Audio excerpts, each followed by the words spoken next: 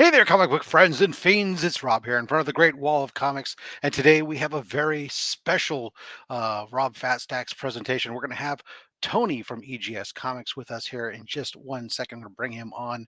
I do want to make sure that I say hello to a couple people in the chat real quick. Thank you guys for coming out.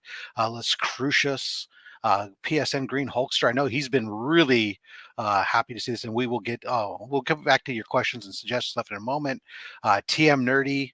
Thank you very much for coming on out. Tom and T, Justin Birch, of course, Sith Lordley from Spine Ticks, Circumstances, Joe from Anachronic Comics, Greg, thank you very much. Happy to have you guys all out here real quick. Let me bring them in. Tony, how you doing, sir? Great, man. How are you? Well, great. I love that people are stacked up here already to see. I was really excited to kind of get this opportunity to talk to you about grading services and grading functionality and overall all EGS in general. I actually had tried to set up something like this similarly with a different company that had gone all gung-ho into it and then at the last minute bailed and never wanted to talk about their stuff again, which was rather interesting. But I'm happy to sit down and talk with you because I've seen you come on and talk with different members, and I love how open you are about grading and the system, which seems to be something nobody else likes to talk about. And so we'll definitely be getting to that in a moment. But want to kind of let everybody know as we're talking to Tony, guys, this is live, so please, by all means, feel free to ask questions. I will be going back through and pulling up some questions as they go from the audience as we're talking about questions for Tony, but also want to make sure that you guys, regardless, I know that within the comic book community, we're all very, there's a lot of camaraderie and a lot of everybody loves one another and respects one another, except seems to be sometimes there's a lot of very high opinions when it comes to grading and grading services specifically. So I'm going to ask guys, we're not here to make personal opinions about one grading company over another grading company. We're here to talk and learn something. And from there, you can then go off and do what you guys want to do, but let's keep it respectful in the chat. All right. Whew. Now that we got that piece out of the way, and unfortunately, I hate having to do that, but it's just the reality sometimes, Tony. So Yep. let's start at the beginning. Tony, how did you get into comic books? Or how did you get your man, start in this whole realm? yeah, when I was a kid, man, just ever since I was a kid, I was drawn to, comics. I think it started with, watching the cartoons on Saturday morning, and then it just evolved into comics. That's really, that's really what it was. I mean, you have to understand, back in my day, there wasn't social media or anything like that going on. So you had to make your own. You had to make your own fun. So it was just, watching TV, and I think a lot of people read more. And I just, went right from the cartoons right into comics. That's really how it started. So you started off reading comics as a young kid. Mm. Yeah. And how did you get segue from that? I mean, I assume that then did you collect into your teenage and adulthood, or? Yeah, I actually, what happened from there is, I started, reading and kept, reading as a kid, and then went to work at a comic shop Okay. when I was 12, I think 12, 13 years old, and, worked there all through, all through high school, really. That was my job, and I learned a lot. Granted, things were different, back Sure. then, as far as grading back then and grading what it is now, but my boss and owner at the time, showed me how to, grade, but grade the way it was back then. So of course now it's much different, but at least I kind of had a basic, idea of, grading and things of that nature, just from working there. And then it, of course, had to evolve, and, I had to learn, about the whole way they do it today, in the modern times. Because, back then we didn't have grading companies, right? I mean, we Sure. just, Well, it was just everybody books. put their own, yeah. It wasn't really even, I think in that time, well, there were collectors that did some of that stuff. I mean, because I'm assuming you're talking probably I'm guessing you're roughly my age. So I'm guessing you're talking roughly late 80s. You're talking about, right? Early Yeah, 90s. probably. Well, I mean, early to middle 80s, really. Okay. Yeah. Yeah. So that So, time period, yeah, I mean, we didn't really start talking about, I don't think, as I recall, people was collecting for money and type of value type stuff really until the right. almost the 88, 89, 90. We really started to see more of the explosion of that as some of these first big sales were advertised as some of these barn find books and whatnot. So you're lucky enough that your first gig, instead of flipping burgers, you're getting to flip pages on comic books. That had to be just absolutely a dream, um, Yeah. from that aspect. So Yeah. That's where I amassed a lot of my collection, right, Uh, I and worked passing it I back then, worked that's a for good. comics, man. That was really it. And so, Yeah. how does that eventually parlay to you deciding at some point down the road that, hey, I want to start EGS. I want to start a grading company and I want to go ahead and fight an uphill battle, um, but potentially offer an extreme great set of value to customers of an alternative. Yeah. I mean, it basically started, I was kind of on and off with comics, after, I mean, after high school and college, and then, into my 20s and 30s, I was kind of in and out. But then, in my 40s, I, really started to kind of get back into it. And like everybody else, CGC came along, and, Mhm. the other grading companies came along, and, shifted towards that. So, basically I was doing the same thing that everybody, is doing right now, sending my books, in, and, you know, getting them graded. And it was just,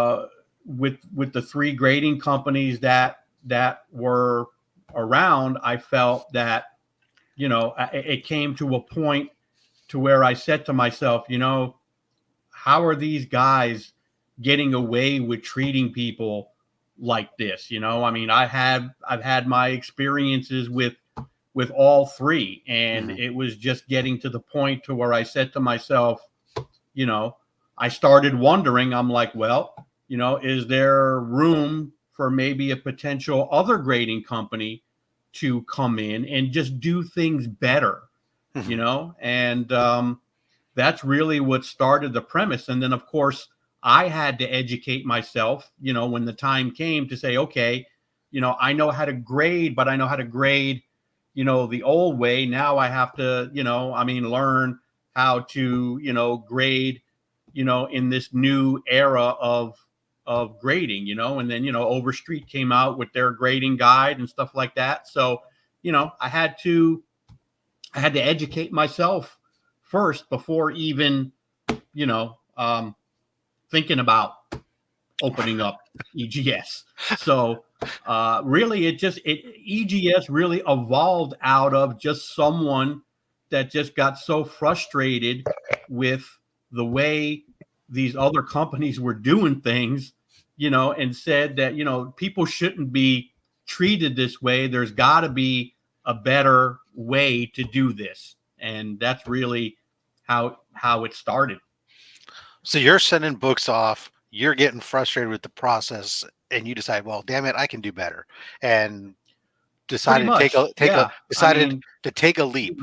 So how I long did how long did it take you to get to that? I mean, to really get to that point where you start to conceptualize something should be better, to teaching yourself enough that you think that, hey, I'm ready to go forward and I can do this. And then to formulate, I mean, 'cause doesn't seem like that's an overnight switch. I mean, I say I can do better than that about a lot of things. Mm-hmm. Yeah, yeah. Uh, well, it just, I, you know, I'll put it to you this way. I mean, it wasn't just all of a sudden, okay, I'm going to do this, right? Right. I mean, I was thinking about doing it. Like I said, I knew it had to be a better way to do it. But again, a lot of research and stuff went into it before I finally decided to go and open up EGS. I mean, it wasn't just a sporadic, spur of the moment thing. No, There was a lot of, research that went into it before I took the leap, right. as you say. So, what would you say is your end game goal or dream for EGS? Um, you know, Rob, I got to tell you, I mean, I got into it saying, you know, I'm only going to go as far as people take you. Hmm. I mean, I'm, doing, the best I can. Obviously, yes, there's more growth, obviously that, I'd like to see. If you're saying, well, is there a cap to that growth? No. Right. It's just all, everything since day one to where I am right now, everything has just been going in stages, Right. And especially with me, because, I don't have investors or backers, in EGS. So everything is just spawned from the dirt on up, and everything is just growing, you know, without any other, you know, backing or, partners or anything like that. It's just a natural progression that we're just going up, and up. So, Yeah. obviously it's taking us, and it's going to take us longer, than it probably would, say, a CGC or CBCS, these people that are coming in with all of this money, and capital and backing. It's a lot easier for them to just, hit the ground and just keep on going, to where us, I don't have to answer to a board, I Right. don't have to answer to investors, it's just all my money, and where in the growth of EGS, that's moving us up the ladder. So that's why I say, we're going to go as far as people take us. I Right. mean, the And I think bigger that's we kind of what I get, the wanted to. more, yeah, That's kind of what I thought. Was when I know some people kind of. I've heard other companies talk about, oh, our goal is to be the best, blah blah blah. And sure, I mean, you're or to be the biggest. Let me rephrase that, because everybody's goal should be the best, right? Best is a qualitative statement, but then there's the biggest, right? And yeah, and so nobody's so main point. Look, EGS isn't trying to say, look, we're gonna make CGC and CBCS go out of business. That's not what's going to happen here. But no, you want no, to continue to challenge them and no. push them, Uh, and may it be a valid option that's Look, for I consumers. mean, basically, I'm not here saying, oh, I want to take CGC down, or I want to take CBCS down, or PGX. I mean, look, we're all in this, industry, Mhm. and how they do things is up to them. How I do things is up to me. And, if more people are coming to EGS because something that we're offering, something that the other companies aren't. And if enough of those come over to EGS, and now the other companies start to take notice, and they change and they get better, that just, I mean, look, that just helps the consumer. That helps, Correct. the collectors. It helps everybody. And I'm fine with that. I mean, that's why I got into it, not saying, oh, I'm going to get into it and I'm just going to put everybody out of business. No, I mean, Right. I'm just here to say, look, we're You guys can doing do things better, this way. and we're going to do it better. Right. We're going to do it better. And how big we ever get, that's fine with me. Yeah. I'll keep going. If people keep, coming aboard and making us grow and grow and grow and grow, I'm growing with you. That's how we're going to grow, not by some big corporate entity coming in and pumping us with all of this money. And now I got to answer to partners and a board and all of that other stuff, No. All right. So I'm going to move into transition a little bit here. We're going to talk about some of the grading. I'm going to get back to, there's a couple of questions in the chat that I want to get to too. And I'm going to kind of bounce from them out of order as they kind of fit with the flow. But, Sure. But Joe is kind of asking a question, and without getting into obviously too much, do you talk about your volume at all? About obviously you're a private company and maybe not. I mean, there's certain things that I can tell because I know you do sequential numbering from a back of a slab, so I can get an idea, obviously, of total volume period. But I don't know if you want to talk to whether any kind of the idea, the number of books that you see roughly come through in a month or something. Yeah, that's I mean, I can't. It changes. Mm-hmm. You know what I mean, Rob? I mean, some months I do double and triple of what I do another month. It's not like just every month I'm doing an even keel of books. It's never an even flow. That'd be too easy. Right. I think right now, if I can remember, actually, hold on, let me see, because I actually have right here. This is going to be I don't know if anybody is familiar with Comic Book Canon, but they do a giveaway, an EGS giveaway every month for Fresh from the Comic Shop winner. So this is actually going to be next month, but this is all right. So I'm on 3,800, Rob. This is my 3,800th book done by EGS. This is going to be now my 5th year. We're just starting year 5. And that's not bad considering I'm looking at considering starting from nothing, and considering that this is a book, this book I'm looking at here is one of the ones that one of the new ones in the new slabs. So it's a very short period of time's gone by since you've had the new slabs, and this is 36 in the 3,600. So yeah, there you go. Yep. Very cool. So let's talk about comic book grading, and I'm going to get into some of the other questions that are coming in here. You mentioned it yourself that you kind of started doing what everyone's doing. Why do you think people kind of got into grading? And what are do you kind of ever hear anything from people about some of the different reasons why people grade their comic books? I mean, I have my opinions, but I mean, I don't. I think preservation is one, and really, I think it has to do with value. I think preservation and the value of the book once it's graded, opposed to it being raw. I think those are probably the two biggest reasons why I think people get their books slab. Like me, I mean, when I, the reason I did it was, more for protection over value, because I've never been a flipper or a seller. I've just always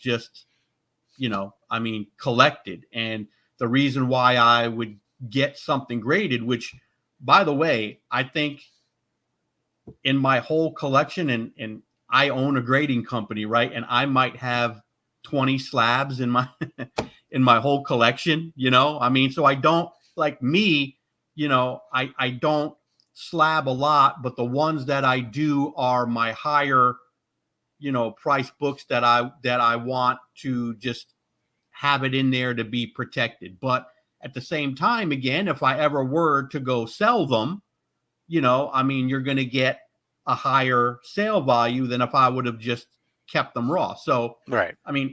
As a side note, if people are wondering, because I don't know if this will ever come up as a question, but no, I do not grade and slab my own books. They were sent out before I started EGS, and the couple that I have done while I've owned EGS has gone out to those are company books as opposed to your another grading company to get done. So I do not no conflict of interest. Right. The only ones that I do are the giveaways, like this one here for Comic Book Canon. This is coming from my own collection, and I will grade it and they will give it away. But as far as my own personal stuff, no. Awesome. So to let everybody out there, so everybody knows. And thank you for answering it, because that was actually a question I did have, because it is one of those things that has plagued some other companies in the past, right? And so it's always good to know that, hey, look, I'm playing it straight here. I'm not grading my own stuff and any other stuff. Four major grading companies here in the US. Halo you can also get here too, so that would be a fifth now technically, even though they ship them to Australia now. All of them are using a 10-point scale, and this is one of these things I've said. Anybody who's been on my channel has heard me say repetitively, and I've heard you mention it on other channels too. And I was so glad to hear you kind of say it, because I've used all the grading, except for Halo, I've used all the grading companies. And I'll say over and over again, yes, they all use a 10-point scale. That's where the similarity ends. What defines that 10-point scale varies from one location to another. And how transparent they are about what makes up that 10-point scale, they all post on their websites pretty much, here's what our scale is, but someone just say, it's basically flawless. Oh, it has slightly flawed, or some of them go into a little bit more detail. Tony, EGS, what can you tell us about how you define your 10-point scale? Yeah, very, very simple. And this is why this is really, I think, what puts us apart from all the other companies is that, I grade and certify strictly by the Overstreet guide. This one, these right here, which you can go out and purchase yourself. This way, there is no, how do you do this and how do you do that, right? You can go buy the book, read it, study it for yourself, and then you're going to have a really, at least, good grasp of how EGS is exactly coming to that grade. Because what's in this book right here, the other companies don't tell you. Like CGC just put out their grading guide. Well, it's nice that they give you all of these, what these different definitions mean and this and that. But what they don't tell you is, well, okay, what do we use to now get to that grade? See, they won't pull the curtain all the way and let you know, well, 5 defects is a 9.4. 10 defects is a 7.5. This is allowed in this grade range. This is not allowed in this grade. All of that is, there's a chart and everything right in the Overstreet that gives you the number of defects and what's the best grade you're going to get within that number of defects. The other companies don't tell you that, but it's right in the Overstreet. So when people ask me, I say, go get yourself an Overstreet guide. It will help you tremendously to understand how at least EGS is coming up with their grade. Now, the other companies, again, they do things different, and we don't know how they come up with that grade. That's why I kind of think it's hilarious that people want to send books to one company and send the Yeah. same book to another company and send the same book to another company when everybody's coming to that number differently. Yeah. Not only is it Everybody subjective, has their own system. yeah, not only do you have different We don't individuals all doing it, go. There which is no is one universal system, yeah, I mean, yeah, you have a certain amount of so subjectivity, then yeah. you combine that subjectivity along with the fact that you're on different scales. It's apples and pomegranates, right? So that was the that kind of was Tom had asked, and I don't want to get into this comparing too much with stuff, but he was asking, did you get a chance to look at the CGC book that they released on it all? I haven't I haven't bought it or read it. I know somebody that had read it and they were kind of going over some of the stuff with Trying me, to glean but some. from what I'm understanding, from what I'm understanding, they you know, they give you a very, you know, You didn't an read it. That's fine. explanation of what. No, I didn't read it. Yeah. So No, if you didn't read like I it, said, let's not speculate yeah. on. I, It's easier not to talk no, about it I've than. heard it's just a But bunch of definitions and stuff like right. that. But again, I I always thought haven't it read it. was really interesting. Was I watched an interview with their at the time it was their head grader at the time, and where he said something about that for them every book starts at a 9.8, and then you had to have mysterious plus attributes in order to get a 9.9 or a 10. And I always used to use, and I was, how do you define plus attributes? And it was always such a weird vagueness that I thought was bizarre. See, that is bizarre because really, Overstreet is very, very cut and dry. It's basically, finding the defects, knowing what they are, and then using their scale to give it a grade. There's no, like you said, there's none of that. I don't know what that means, Yeah. attributes or whatever. I don't know. So Joe from Anachronic Comics was asking if you had to pick one thing that's a major difference between EGS and the other grading companies, and I think we're on it right now. What would you say that is?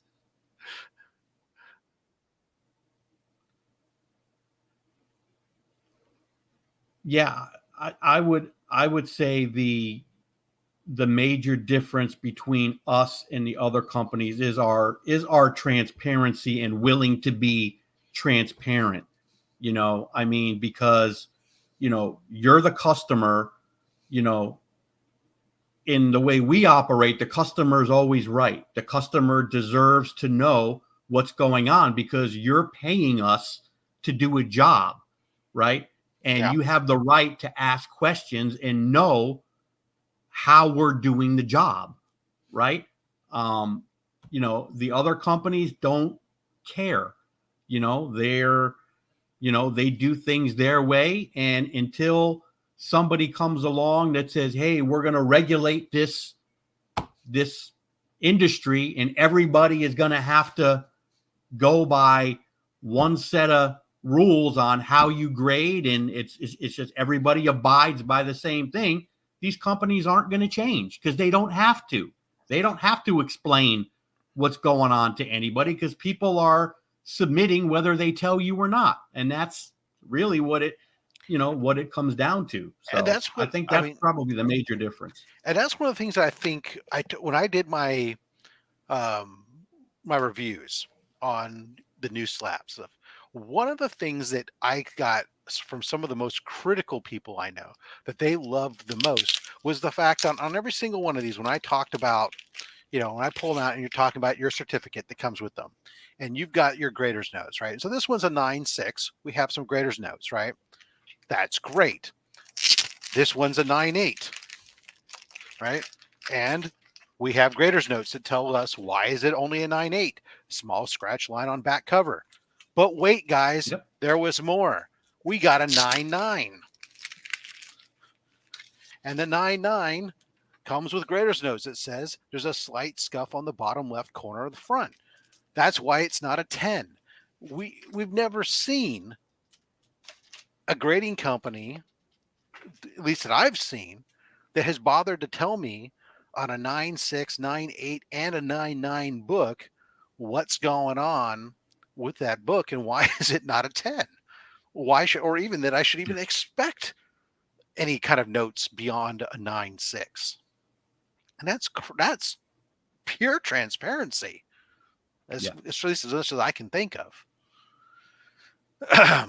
All right, let's see here. Just okay. Well, okay. You're gonna be honest. Overstreet grades harsh, which leads to EGS grading being harsher than CGC. Well, okay. There, it's. I mean, it's a scale that's clear and transparent. CGC. Yeah. Well, I'm not gonna talk about CGC. Hey, They listen, again, I've said it. I'll say it again. Everybody has their own right and opinion to think and feel how they want. I mean, if you want to come to the conclusion that one grading company grades harsher or leaner or different, or not different, it's really but different. just, It really is a is better different, grader than another company, you can't, I it's mean, not. that to me, it's I just don't think it's it really. unfathomable, because not everybody is grading the same. They Yeah. don't use the same system. Right. You're not on the same So scale. It can't be greater. my 9.6 could be somebody else's 9.2. Right. That doesn't Exactly. mean one's better than another or one's It's harder just different. or not. It's just a different Yeah. system. Yeah. You have to Yeah. compare within the system.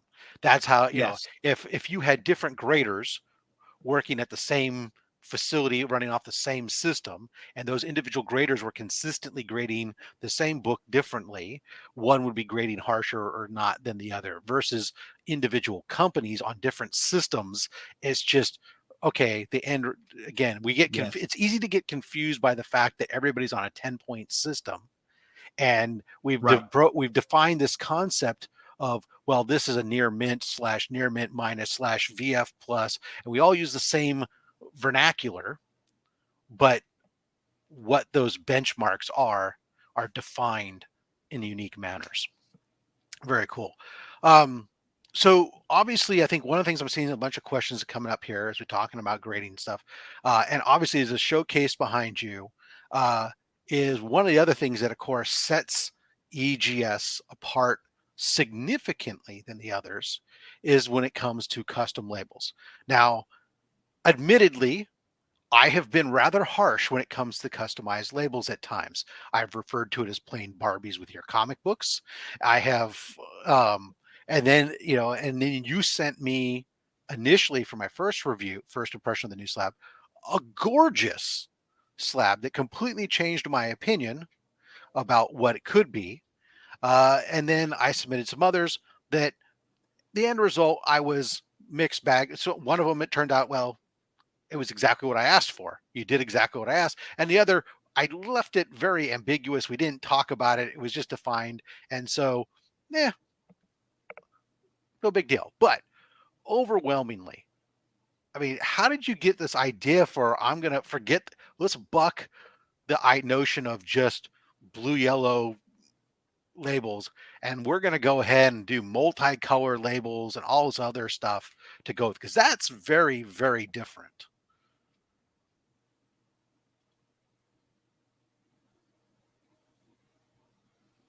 Yeah. I mean, it's funny how it actually started, because when I first opened up EGS, we didn't have custom labels. We were pretty much just like everybody else. Then one day I was talking to a fellow YouTuber, because, like I said, one of the things about EGS is, I like to have boots on the ground, right, in the community. I want to hear what you guys, want and maybe would like, I mean, actually, care about what people, want. And so how this came about is I was talking to a pretty big YouTuber at the time, and we were floating some things back to each other, because he had just done a couple videos on EGS and stuff like that. And in the conversation, he was like, he's like, I have this Harley Quinn book, And he's like, he goes, how great would it be if I could get like a pink label on this thing, and as soon as he said that, it just, the light bulb just went on. And I was like, why couldn't you get a pink label? Right. Who's making up rules that an actual label has to be a certain service? I mean, it's your label, you're paying for it. You should have it look the way you want. It's your option. You could get a standard, or you can get a color match or a custom. It's your book. It's your label. You should be able to do that. And that's pretty much how it started. From then on in, I was like, so now he's collecting royalties, right? Yeah. No, not at the moment. You but said, I'll do it for you in pink. You just need to sign this waiver. Right. Yes. But I mean, really, so yeah, I mean, when you come right down to it, I mean, it wasn't even my idea. I mean, right. It just came out of conversation with somebody, right? And then that's awesome. Yep. Comic Collector 239 is asking, he's very specific on, like, is it possible to do a label where it's half red and blue and half black and white with a logo that's half Spider-Man and half Venom? Yeah. I mean, I would think so. I mean, yeah. I mean, I've done two different colors on half each side of the label before. I think, I don't know, was he asking about a Spider-Man logo? I think, yeah, it was I think he wants a book. It's a book that's a Spider-Man Venom. So he wants it where, like, half the book is, the label's split horizontally, where half of it's red and blue with the Spider-Man logo like in the middle on that half, that then on the other half becomes a Venom logo where it's black and white label, is what I'm guessing. Yeah. He's I mean, again, I'm sure we could do it. Again, we just have to be careful when logos are involved. We don't have, I mean, we don't have licensing, Right. I mean, so we kind of have to, get something close, to the actual. Yes. But I mean, I'm sure we can do something. Sure. Yeah, that's awesome. So getting back into, so we have the custom labels, obviously very. What other services does EGS offer from a standpoint of, if I'm sending my books, we do press and clean? Yes. Signature verification?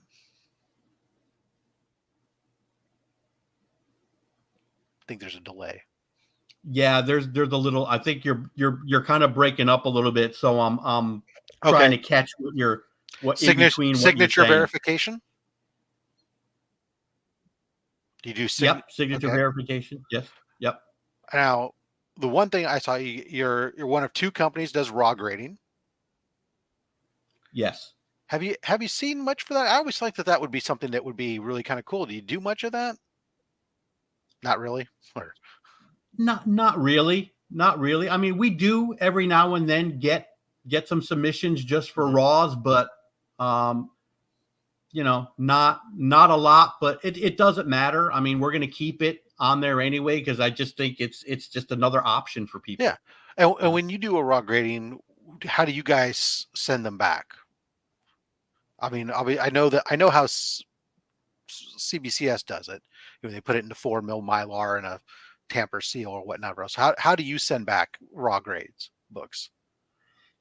Yep, they go back in a Mylar bag and backing board with the certificate with the grade on it.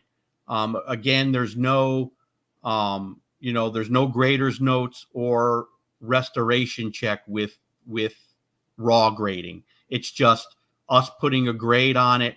That's on the certificate with the name and number of the book. That goes in the same bag with the backing board in the back. And then we have a sticker that says EGS raw grade that seals the bag on the back. Okay. So no grader's notes on a raw grade. No. Okay. I'm curious for myself anyways. I know there's a bunch of, sometimes I'm almost grade things just because I'm curious, right? I think it's this, but what is it really? And I always look at like, I have a bunch of mystery and space books I would love to get graded, but at the same time, I don't want to spend the money to grade them in slabs because they're not worth that money and everything else. But I would love to do no, and I always think, Right. hey, I could send these off and have these raw graded, and Yep. it's a little bit less money, get them graded, have preserved, and just have a good idea on a run that I'm really passionate and have a lot of fun with. And so I'm always curious on that stuff. Um, Hmm. Yep. okay, so restoration detection is not on the raws, but on on a regular No. seal, you do check for restoration on the other books. Do you offer Yes. any kind of removal or restoration remediation? No. No. No restoration removal. And again, another thing too, Rob, that we have on the website, and I mean, it's probably good to mention here is yes, we do press and clean, Hmm. um, but our service is a basic service, right? Okay. And what I mean by basic service is when we clean, we dry clean only. Right. Okay. We don't use chemicals. We don't use anything. It's like pressing. Pressing, we don't use chemicals. We don't use moisture. It's just heat press. Okay. So So it's a basic press, basic clean. Like, you yeah. So you're just doing like a quick press one time through and move it on. And if you want something more elaborate, more involved in that, then you should have your then book yeah, pressed I would go elsewhere. to a third party Right. presser who might, do moisture and moisture baths and, I mean, all of that, chemicals when they clean, some of these guys are using, chemicals that are, we don't, Yeah. we don't get into any of that. It's just, it's a basic, basic press, basic clean. And And, you're doing that all in house. that's, yep, in-house. Correct. Great. So you're not sending off to somebody else. That's good. Excuse me. Right. All right. So let's talk a little bit more about slabs. So we talked about so when you started, obviously we know you guys had you were using the comic skins. I think is the name, right? Comic skin. Yeah. Yeah. And had these tabs and what were they were thin. They limited you on what books you could put in them and stuff. And now you've been able to sit there and get to the point now where you've been able to invest some money back into into the product and be able to get your own slab. I Yes. assume you have just the one size, so there's still some Yep. limitation on the size of the book that you can do. Hmm. What are those limitations that you're able? How do you like? Can you do a 64-page book? Can you do a golden age? Can you do you know? Obviously not magazine size. We know that. Right. Right. So what we can do is pretty much the same as the comic skin, same, modern, Hmm. silver, golden. We can do with this slab, we can do the last Ronin size books, Okay. the bigger books, and we can do thicker books in this slab than what we were able to do in the comic skin. So in the comic skin, I want to say the max we went was, I think, 60 pages thick. Wow, you squeezed a 60 60 pages, pager in that? maybe. I mean, I would think 48 would be max on those things. Those were pretty yeah, thin. yeah. And now I believe we're up to 100. Oh, nice. We could So you can get a we 100 could page we could special in fit it. there. We could get 100-page special in there. Yeah. Yeah. But Okay. no magazine size Right. books. No. Cool. So let's see. What says, oh, And Rob, yeah. I I also have to say, and I know you were, well, not only you, a hell of a lot of people, and nothing we could do about it at the time. But these cases, as you could see, I don't know if you could see, but Can you spot a Newton ring on there, Rob?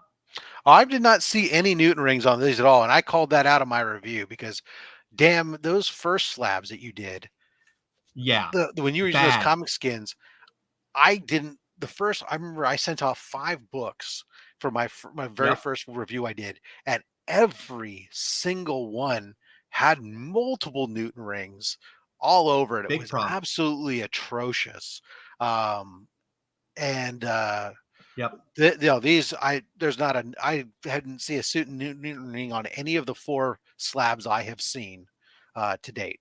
So yep, yep. Well, I think we fixed that problem because that was a very big problem with the right, other and that's just comics. half the time because this case was so thin that for those that don't know, a Newton Yes, ring is caused by the contact between the inner well plastic material with a dissimilar plastic material on the outer case, and that's what causes that light color distortion.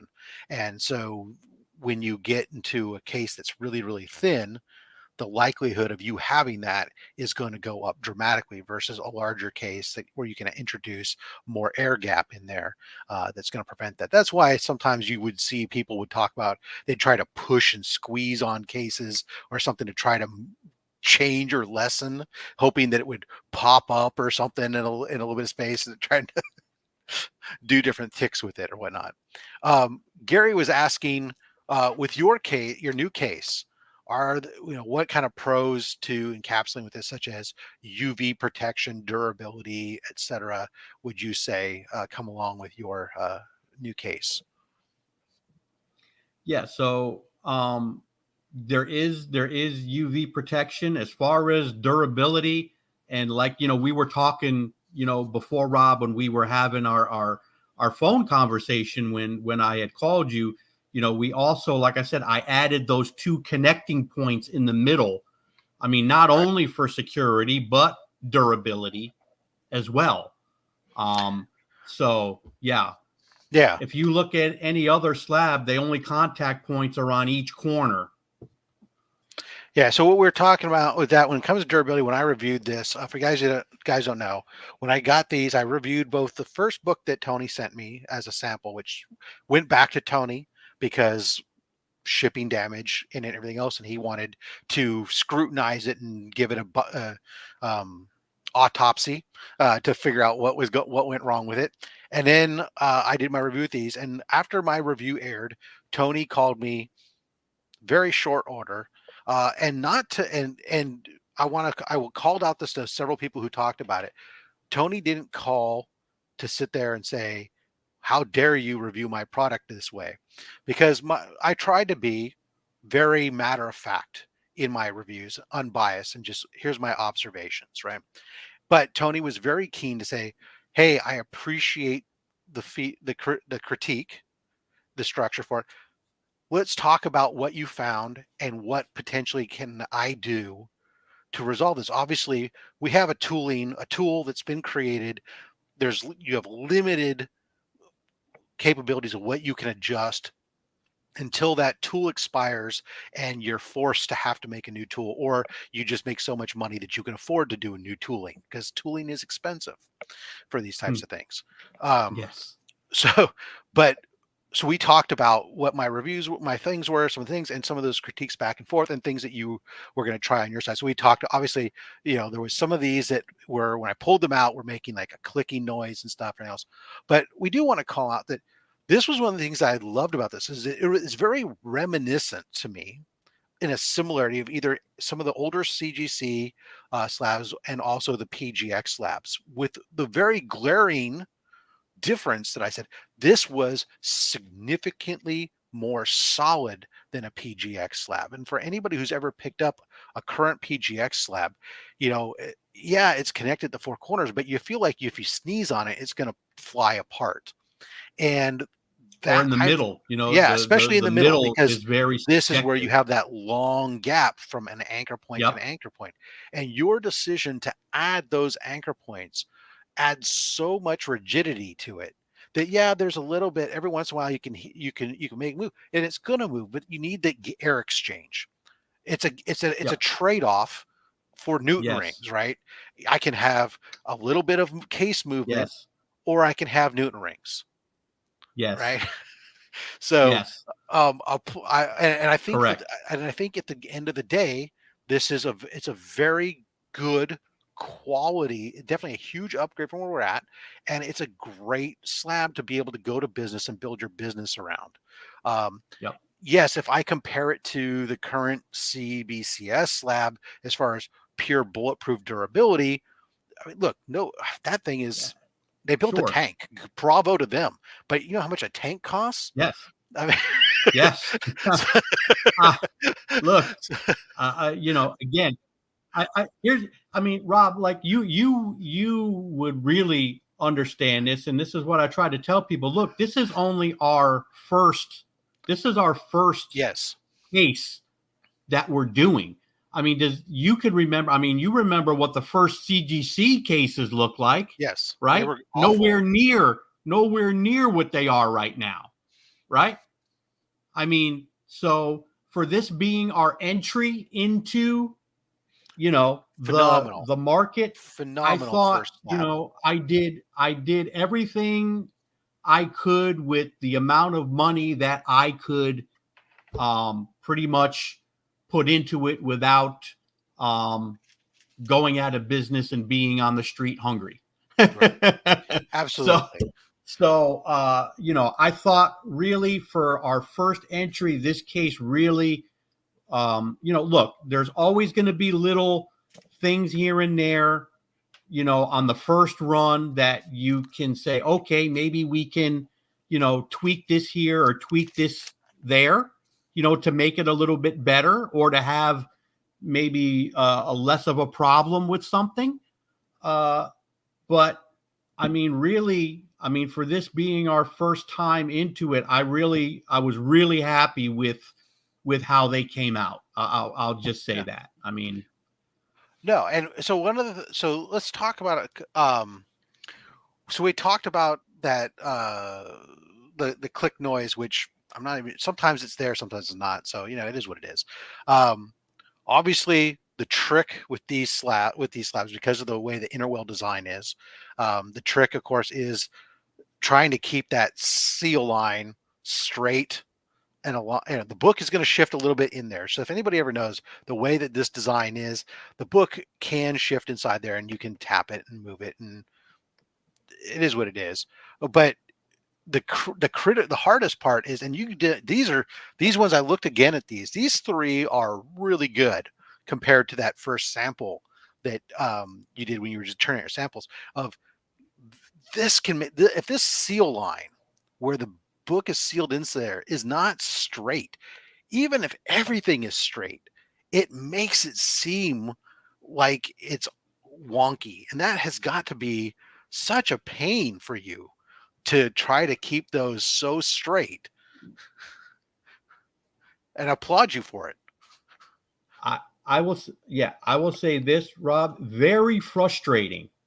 Uh, uh, Doing the ceiling. But I will say, since again we have, grown, and these new cases are now, making us more profit and more money. I've now hired somebody to do that, who is much better than I ever was. Whose eye for that sort of thing is much better than I ever was. So that I do not have to worry about anymore. That's awesome. The guy I hired is doing a tremendous job. But yes, that was Yeah, when these I are was doing it, just very frustrating. Yes. the other thing that jumps out to me, and I know we talked about and that you were going to try to experiment with on some other things, is the label, right? So let me zoom in here for a second here. So, and on this, and I'm not talking about the design of label, I'm talking about, if you can kind of see here in the middle on this one, the label drops back. It's not straight. I mean, it's straight horizontally, but within the 3D space. It's kind of, part of it has floated back. On one of them, it's the corner where it looks like it's caught on the post and it's holding it back or whatnot. we talked about that was something that you were going to experiment with. Have you been able to experiment with it and had any luck at improving that? Yes, experimented with it. Didn't see a real big difference. Hmm. I think it's just, because because the case itself is so much, thicker than the comic skins. See, with the comic skins, as you know, I use the one piece system, right? Mm-hmm. With the comic skins, when you use the one piece system, it because it's so thin, it looks, I never had that problem because it was so thin. That area on the label side, there was never that problem. Now it just because of the way the cases are just more thicker and bigger, now that one area where the label isn't as tight and close together as the old cases. So now, because it's that one piece, because the slab is thicker, you're seeing that little, like you were saying, space or whatever, kind of just where that label is. So Yeah, it's like to it's me, not I don't think staying there's, straight. yeah, I don't think there's anything else we can do until we go into a two-piece system to where the label is a different dimension in size and thickness than the rest of the case. Now, is You know that what I mean? is that being sealed along the top of the label? Yes, we've been sealing the tops. Okay. Yes. Well, like I said, some of them are for the most. I mean, that if that's legitimate. I mean, if that's the knock, But I mean, again, even though we seal the top, right, we're not seeing a lot of difference. right. Well, and I say, like, honestly, I mean, one of these looks most of the two out of the three. I was like, well, they all have some variation of something. You know, two of the three are very subtle. Only one of them is Yep. one where it's kind of like it's kind of But all right, so I think I still say it's still a solid quality slab that I'm still planning on sending some more stuff your way. I got some more stuff to do your way. Um, would it help if the paper was thicker? Yeah, Mm, I'm actually that's a good question, Tom, and I'm actually using pretty much the thickest stock I can use for a label that will go through the printer. So, um, I'm using a pretty thick cardstock paper for the label. So I can't go thicker than what I am right now. And Rob, it's just, again, it's one of them things that, don't forget, like, when we designed, the case, um, we designed it, and when they send you the samples to approve, right, you know there's no book with a label that's in the case. right, It's just the actual case itself.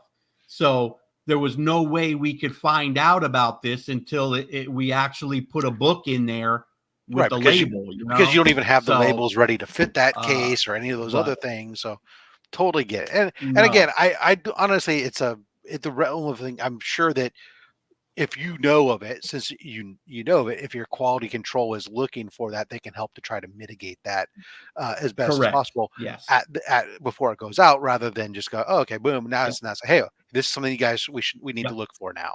So that can Yes. take care of Absolutely. 98% of the issues right then and there. So Yep. um, let's get down to it. People always want to ask the question. It comes down to is cost, right? And Hmm. so I was taking a look there. So let's talk grading, right? So when you talk, one thing I noticed that's different when I look at your posted grading prices versus the others, I don't see a lot of certain time, well, if your book is valued at this much, and if it's valued at this much, and if it's between this much, then I'll do this, and then I'll take a percentage off of the hue over here, and then I'll take a bigger percentage. Is there a point where an FMV matters in grading costs with EGS? And if so, where does that come into play? Yeah. So we designed our pricing system to just be very, flat. It's a flat rate kind of pricing, to where there's none of this money grab garbage of saying, hey, because your book is worth so much, now we're going to charge you more to do the same job we would do. You mean it anyway. doesn't cost you more to grade a book just because it's valued more? No. Can you believe that? I'm There's a dumbfounded. This is myth-buster right breaking there. news.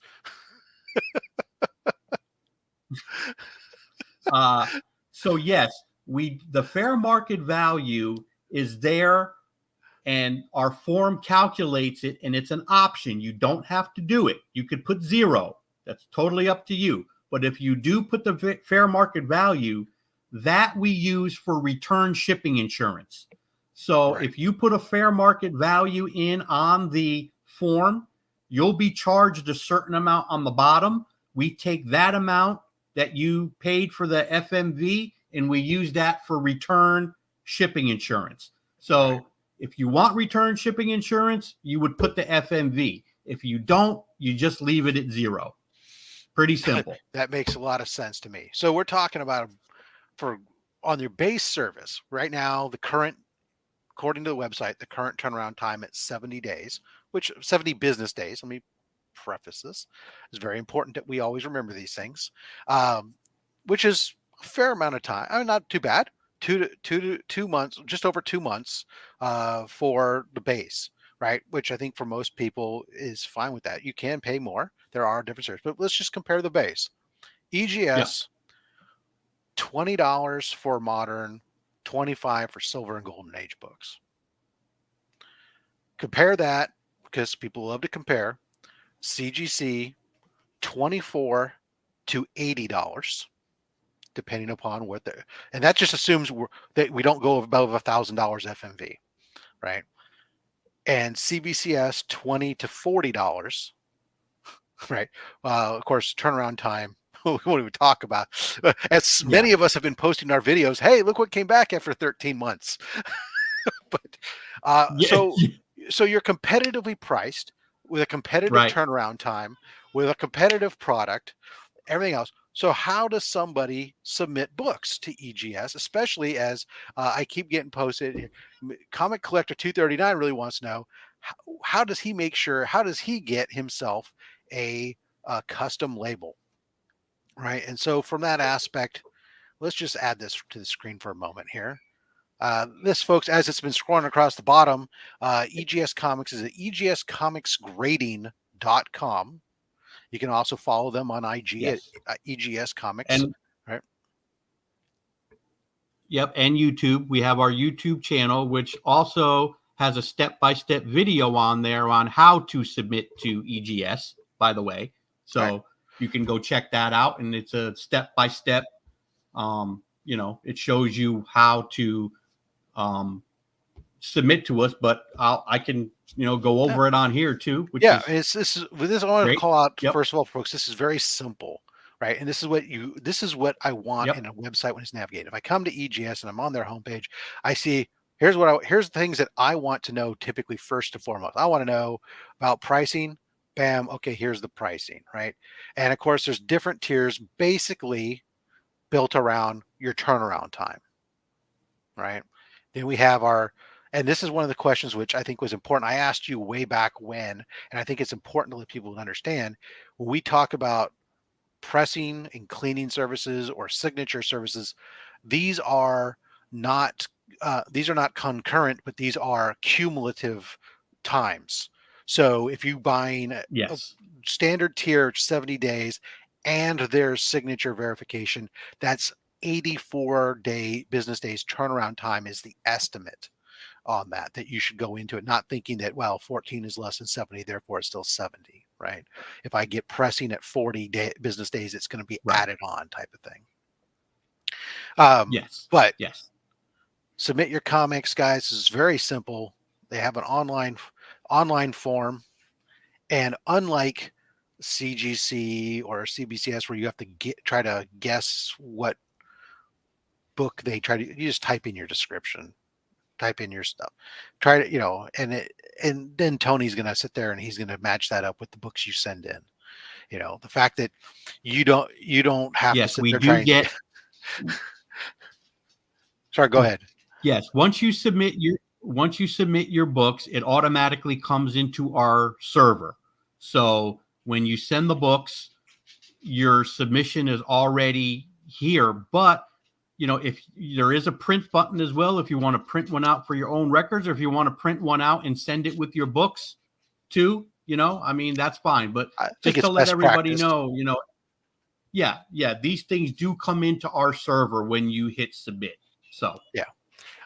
My recommendation to most people is, yes, after you submit, I would print and send it, because it's always good to have a packing list that goes along with it, because sometimes, they got to match things up, but also to order your books in the same order that they are on the list, as it makes it much easier to match up, especially when sometimes you call something Spider-Man, but maybe it's actually an Amazing Spider-Man, and they're looking for oh no, this is the only one, type of weird stuff that can happen, I'm sure.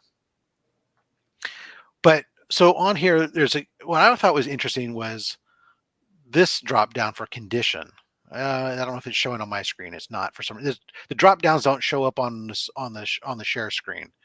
But you have this condition column, and I'm told I can select poor, fair, good, very good, fine, etc. Basically, I'm kind of submitting. Here's what I think the grade is expected to be. yes, What and is that's that? What's that? optional, but it's Yeah. there. So you don't And, have to. and how do you use that? The reason why I use that is because if you're putting down, look, I think my book is a least a 9.2. I'm looking, that's what I think it is. I'm looking at this book. So I I think select it's a near mint. 9.2 or whatever. So you put in there, near mint. I think I have near mint. Yeah, near mint. So you would probably suggest near mint. So now, while I'm grading these books, I see what you're putting down under the condition.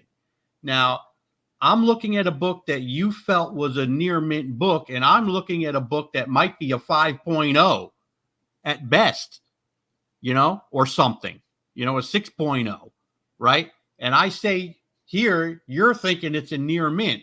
Well, I'm probably going to reach out by email or by phone and just say, look, you put down, you thought your book was a near mint, but I'm looking at a fine at best.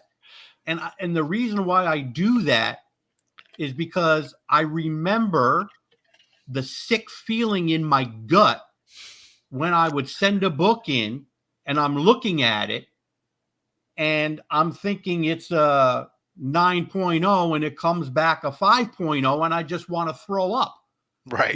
or I want to throw the book against the wall, right? That's why I do that. So you don't have to kind of have that sick feeling in your gut when all of a sudden, you're doing an unboxing and it's, you think you're getting a 9.0 and it's 5.0, I try to lessen that blow for you. And, and again, I'll do that when it's maybe, like if you're saying it's a near mint and I'm looking at maybe an 8.0 to an 8.5, I probably won't call you or message you. But if it's like a 7.5 or 7 and under, Yeah. Then I'm probably going to shoot you an email to say, look, just so that's you something that's know. nice, especially if somebody's their first time they're using your service and stuff, and you want to sit there and set those expectations. Hey, this is what we're going to get. Um, So that's cool. So that's an optional field. The other one is the other field I wanted to call out on here And that is refers to what Comic Collector is talking about specifically is custom label. So there's a column over here on the right far right side after pre-screen, which I'll address that too, since that's something I think a lot of people don't necessarily know about or know what that is. sure. So custom label, there's a drop down here, and basically there's an option for CUS, which I assume is completely custom, and then there's a bunch of abbreviations for various colors um, combinations. So you have some default color combination labels that can be viewed on the website, right? Yes. Correct. Yes, there's a And whole then page. there's a whole page. So let's go back. Those are I assume going to be under probably pre-screen custom EGS Should color be labels. colored labels or Right. yep. So we have a There whole you go. slew of color labels that are these are the stock color labels. And then from there you have true just customization where you're doing some graphic design and stuff that you're doing. It looks like, right? Yep. Yep. So that's what Yep. we're talking about with this drop down label. So you'll want to use those hand in hand to understand this defines what those colors are on the drop down when you're trying to pick which one you want that goes hand in hand with that page on the website. Yeah. Yep. So let's talk Yep. about pre-screening though real quick. What is pre-screening? Okay. So this is how we work our pre-screens, and let me just say right off the bat, because a lot of people, this happens quite often, and I have to explain this to people. Okay. When you pre-screen, okay, you cannot have pre-screen along with pressing and cleaning, which means that, we don't say, okay, you're pre-screening a book for a 9.4 after it comes out of pressing and cleaning. No, right? We don't grade the book twice, right? You're either pre-screening it for a certain grade, or you're just pressing and cleaning a book and getting whatever grade it comes out of pressing and cleaning with. You can't do both. You can't pre-screen and press and clean. All right. So anyway, to describe the pre-screen is that, say you have a book and you're like, this book really isn't worth slabbing to me if it's not at least a 9.4. So you would pre-screen the book for a 9.4. We get it. We look at it. We determine whether it's a 9.4 or better. If it is, it automatically passes, and we will go ahead and do the book. If it fails, if it's below a 9.4, then we fail it, and we only charge you $5. The book doesn't get slabbed, graded, anything. It's just a $5 fee if it doesn't pass what you put the pre-screen for, if that makes sense. And is there, when it comes to the pre-screen, do you have an option where somebody could request, hey, if it doesn't pass the pre-screen, just do a raw grade instead of the encapsulation and they pay the raw grade fee? If they want, yes. I mean, they could get it raw graded. If it doesn't pass the pre-screen, that is an option. Sure. Then we would charge you, I think, a raw grade is what, $10? Something like that. Yeah. Yeah. We would charge you $10. Yeah. And then what about minimums? Is there like some companies you can send in anything for pre-screen? Some companies, they go, hey, you got to send in X number and they all have to be the same, or they can be different books. Are there any restrictions with pre-screening other than the fact that you can't send it in for pressing? No minimal. Yeah, right. Just they can't. Yes, just you can't have pressing and cleaning with the pre-screen. That's the only thing. You could send in 1 book, 10 books, 100 books for pre-screening. It doesn't matter. There's no minimal or anything like that. comics to We Collector try to keep it as 239. simple as possible. This was on the drop down form. It's when you get to the column that says custom label, it's the very first option that says CUS. Yep. All right. Yep. And then you'll see the form will automatically charge you the $10. Right. Because if And it's a colored label, the form would charge you $5. now let's, as long as we're on that, I want Now, to, because I want to wrap up, because we do need to wrap up obviously at some point here. 'Cause we've been going yep. an hour and 15 minutes, and I know I'm imposing on your Sunday, and you probably have work to do. The joys of a small business owner. But Yes. when somebody does want to do a fully custom label, and Mm-hmm. if they want to make sure that their expectations are met, rather than just marking, oh yeah, just do a custom label and leaving it to you and then getting it back and afterwards and going like, oh, I didn't care for that, which was my fault.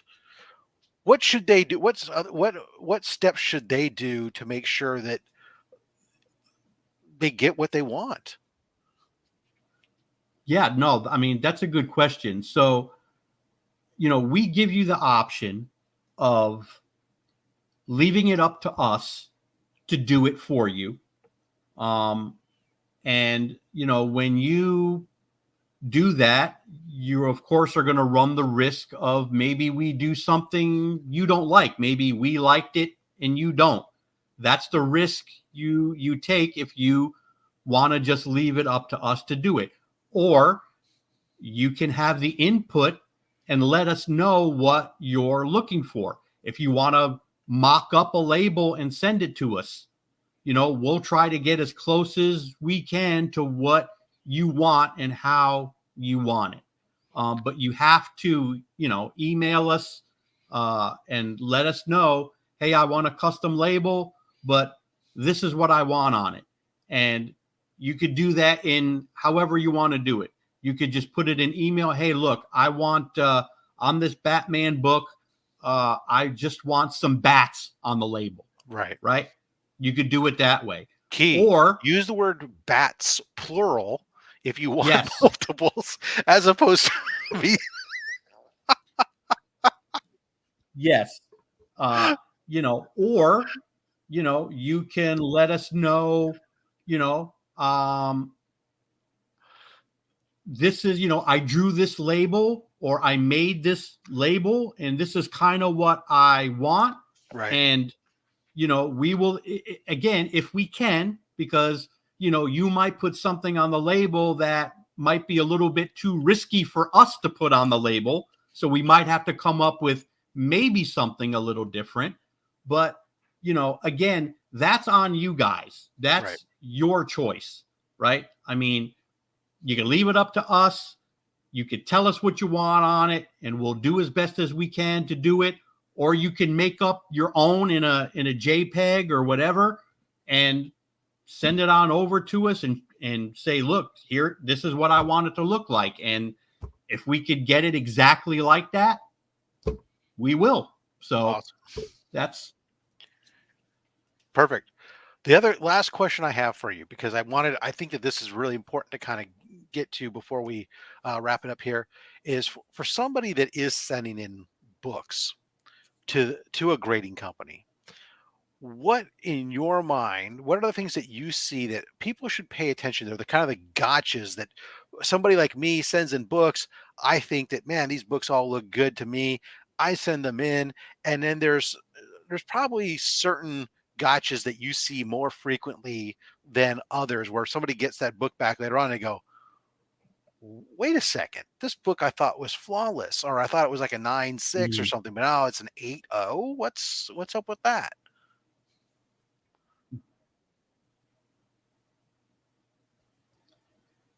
Yeah, I'll let you in. I mean, anybody that's grading or trying to grade their own book, okay, you need to put that book under a light, okay? And when you're looking at it under a light, you need to tilt it left and right. You need to tilt it front and center.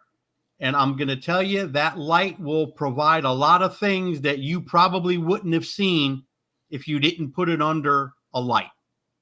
And biggest things I think what people miss are indentations on a book, indentation like lines on a book that show up under light that you're probably not going to see with the naked eye.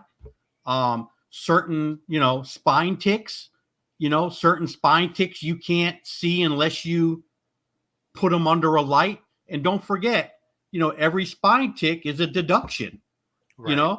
So if you miss 2 or 3 spine ticks, yeah, you're probably gonna get a significantly lower grade than what you thought. Or if there's indentations on a book, each indentation is a deduction, right?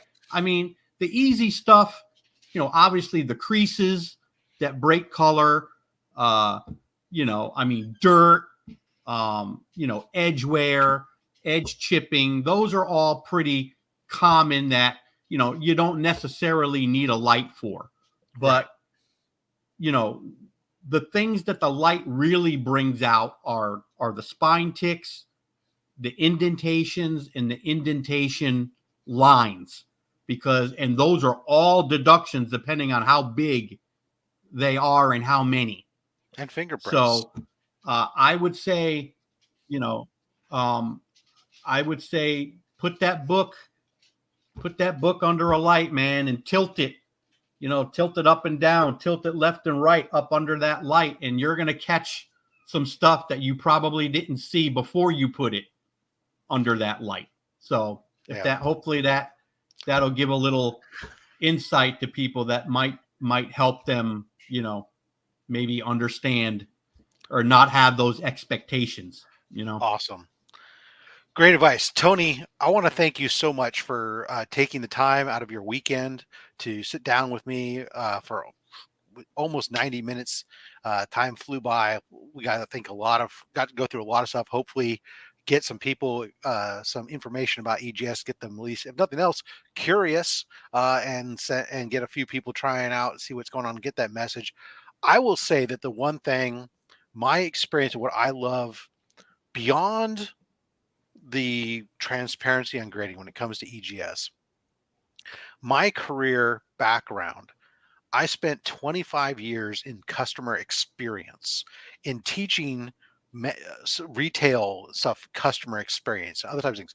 So how you respond to people. One of my biggest complaints has been about some of the other grading companies has been responsiveness, how they treat their customers and whatnot. And I will say, Tony, that bar none, nobody stacks up to how much personal pride you're taking into responding as a and as a small business. I know it's got to be difficult to balance customer service with running the business, with the accounting, with the making sure you have supply chain in check, and the shipping logistics and all the other things that are going on there. So I want to thank you because I remember the first time I reached out to you, and I'm on the West Coast and you're on the East Coast. And so there's obviously already a 3 hour gap. And I do a lot of things late at night. And I remember it was like at 10 o'clock my time on a weekend.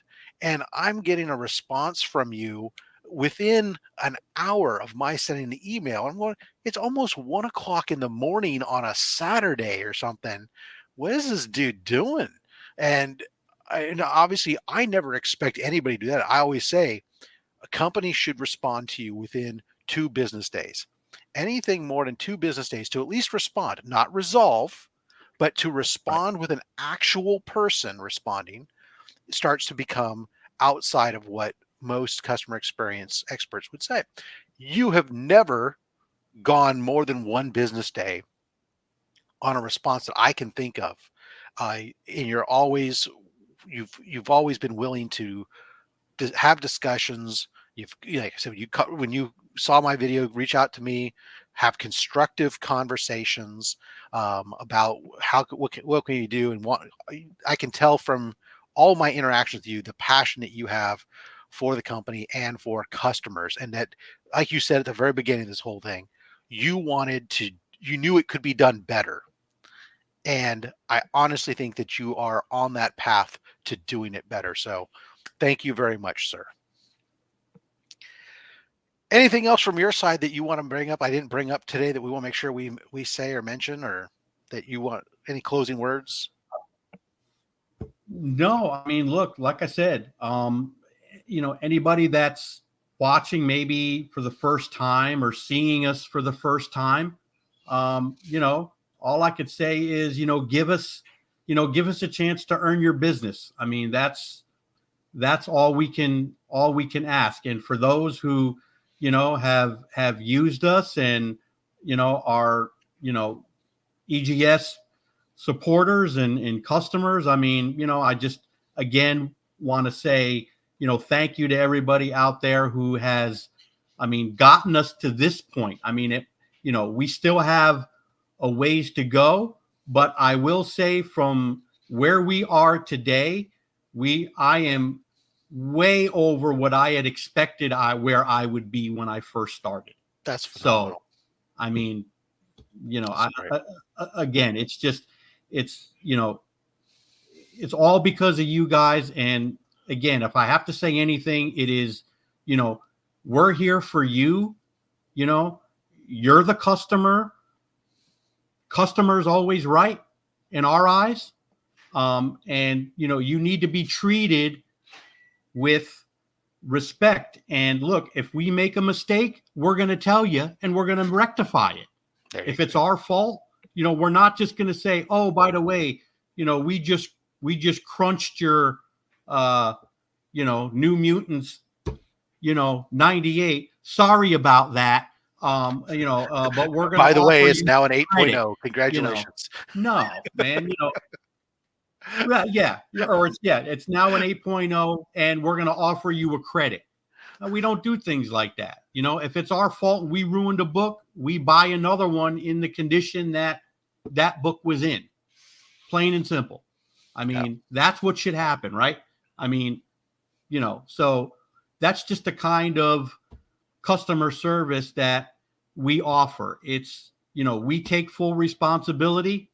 We try our best. We do our best. Do we make mistakes? Sure. Mistakes are going to happen, right? I mean, it's just, we're human, but it's how you rectify and handle those mistakes. And I think that's another thing that really sets us apart from the other companies. They just treat you like a number and say, sorry about that. Here's a credit. What are you going to do?